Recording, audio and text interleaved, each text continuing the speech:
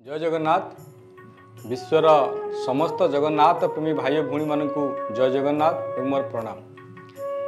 अंतर्जातीय श्री जगन्नाथ महोत्सव 2024 जहाँकि एकाम्र क्षेत्र में लिंगराज क्षेत्र भुवनेश्वर रे नवेम्बर 8 तारिख रु 13 तारिख पर्यंत होगाकू स्थिरीकृत होती। महोत्सव प्रधान लक्ष्य हूँ घरे घरे जगन्नाथ समस्त घरे जगन्नाथ नाम व्यापी जीव समस्त घरे जगन्नाथ बाना उड़ब ये हूँ प्रधान लक्ष्य।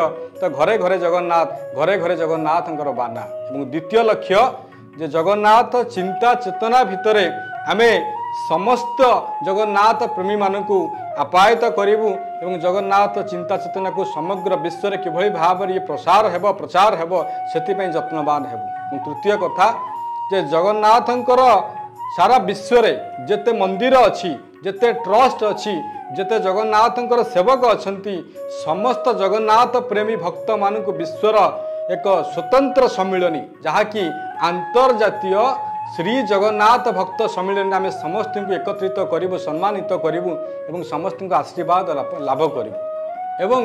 आउ एक सुंदर कार्यक्रम यही कार्यक्रम भीतर सामिल होती जहाँकि 5 दिवसीय एवं पंचकुंडीय विश्व शांति महायज्ञ जो यज्ञ संपूर्ण भाव में आपण मैंने आशीर्वाद लाभ करें। एवं आउ एक सुंदर कथावस्तु रही प्रत्येक दिन प्रत्येक संध्यारे आपण स्कंद पुराण कृत जगन्नाथंकर समूह कथा अध्याय पर अध्याय आपण मैंने श्रवण करें। ता सहित महाप्रसाद सुव्यवस्था रही जगन्नाथंकर महाप्रसाद आपण मैंने सेवन करेंगे। ये जगन्नाथंकर महाप्रसाद आनंद बजार रे आपण मैंने निजको भल भाव में हजई देवे मजई देवे से व्यवस्था रही सहित कुनी कुनी पिला मानक द्वारा जगन्नाथ उपर आधारित क्विज कार्यक्रम आम हाथ को नहीं। सबुठ बड़ कथा हूँ जगन्नाथंकर कलाकृति थिबा समस्त बिंधाणी समस्त शिल्पी को आम सम्मान कार्यक्रम रखीचु।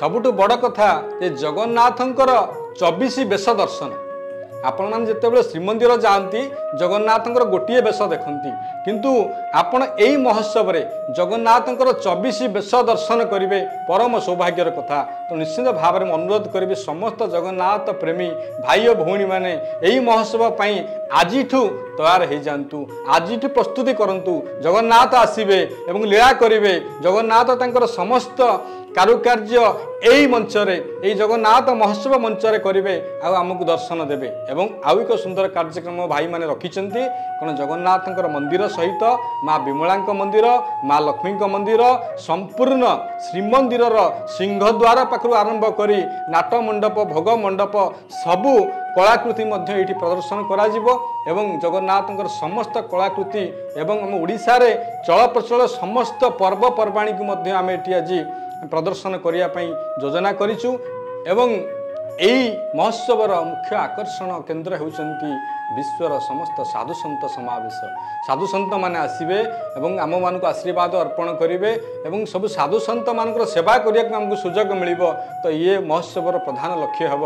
तेणु यही महोत्सव को किभली भाव में सफल करवा हे मोर समस्त जगन्नाथ प्रेमी भाई और भौणी मैंने आपण मैंने आगे आसतु ए महोत्सव रे किभली भाव में जगन्नाथंकर सेवा करवा तांकर यज्ञ करवा तांकर नाम कीर्तन करवा आ गोटे स्लोगान घरे घरे जगन्नाथंकर बाना उड़ब से आम समस्ते मिसी एक स्वर में कहवा जय जगन्नाथ जय जगन्नाथ जय जय जगन्नाथ जय जय जगन्नाथ जय जय जगन्नाथ।